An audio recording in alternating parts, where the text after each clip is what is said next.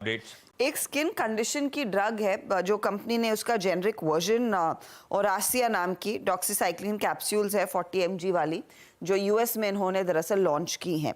अब इसका market size माना जा रहा है करीब 128 मिलियन डॉलर के आसपास रहता है, जो IQVIA की असेसमेंट है फेब 24 की।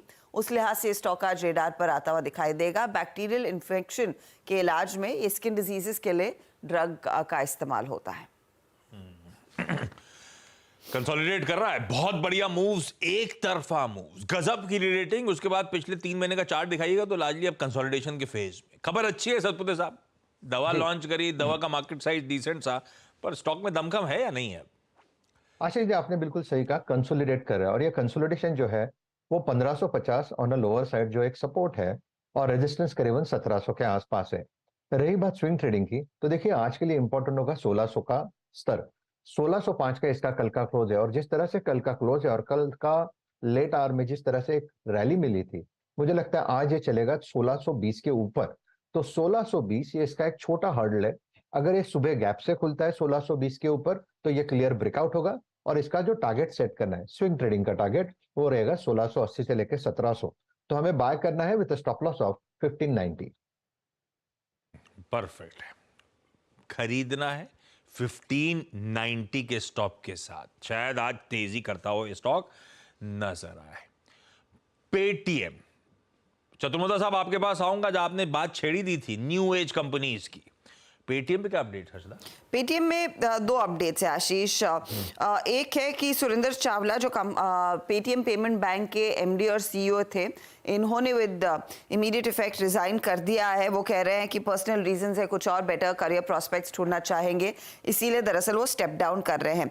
कंपनी ने साथ ही ये भी मेंशन किया है कि जो भी पहले की एग्रीमेंट्स थे पेटीएम और पेटीएम पेमेंट्स बैंक के बीच, वो पूरी तरह से तोड़ दिए गए हैं। कोई दूर दूर के रिश्ते अभी नहीं होंगे, ये रीइटरेट कर रहे हैं। लेकिन एक इंटरेस्टिंग खबर जिस पर आज शायद ज़्यादा लोगों की नज़रें रहेंगी, डोमेस्टिक म्यूचुअल फंड्स और एफपीआई की तरफ से कितनी खरीदारी हुई है उसका डेटा पॉइंट निकल कर आ रहा है। तो घरेलू म्यूचुअल फंड जो दिसंबर में करीब 4.99% स्टेक होल्ड कर रहे थे पेटीएम में, उनकी शेयर होल्डिंग मार्च में बढ़कर 6.25% के आसपास नजर आ रही है। ऐसा ही अगर आप एफपीआई का डेटा देखेंगे तो दिसंबर के महीने में ये 17.69% था, और मार्च 31 में जो रिपोर्टेड आंकड़ा आ रहा है वो करीब 20% के ऊपर निकलता हुआ दिखाई दे रहा है। तो ये भी चीजें हैं जो शायद पेटीएम को आज फोकस में रखेंगी। बहुत पिटा हुआ स्टॉक, बड़ा डिसअपॉइंटमेंट लिस्टिंग के बाद फिर चला था, उसके बाद फिर तगड़ा करेक्शन, 400 ऑड लेवल्स पर खड़ा हुआ।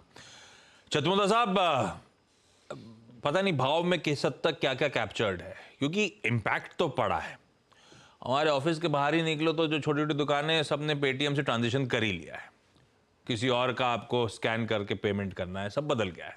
तो कुछ तो डेंट पड़ा है धंधे पे, पर 400 पे अट्रैक्टिव है या नहीं, ये समझाओ आप लोग क्या कर रहे हो? जब न्यू एज पर रडार पे है तो पेटीएम है या नहीं है?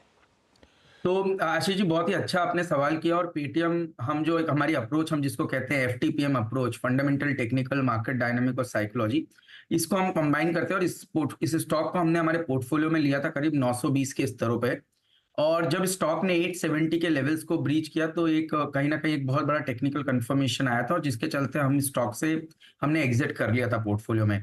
तो ये एक बहुत ही अच्छी, जिसको हम आर्ट ऑफ एग्जिट, हमने अपने गुरुकुल में भी इसको बहुत अच्छे से एक्सप्लेन किया कि आर्ट ऑफ एग्जिट कितना इंपॉर्टेंट है। कई बार ऐसी रेगुलेटरी रिस्क आ सकती है जो आपके पूरे थीसिस को बदल सकती है, और मुझे लगता है वही पेटीएम के साथ हुआ।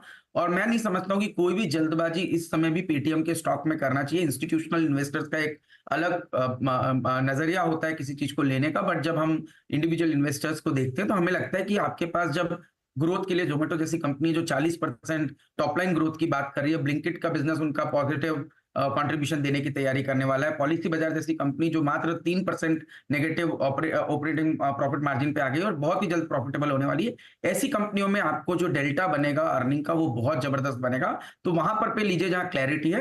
पेटीएम को अवॉइड कीजिए, गिरा है इसलिए खरीदना ये कोई लॉजिक नहीं होता। पैसा बनाने के लिए आपके पास दूसरी अपॉर्चुनिटी है जहां स्टेबिलिटी के साथ आपको पैसा बनेगा। अवॉइड करिए भाई,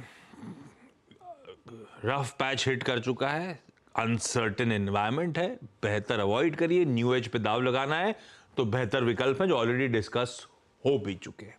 ये एफ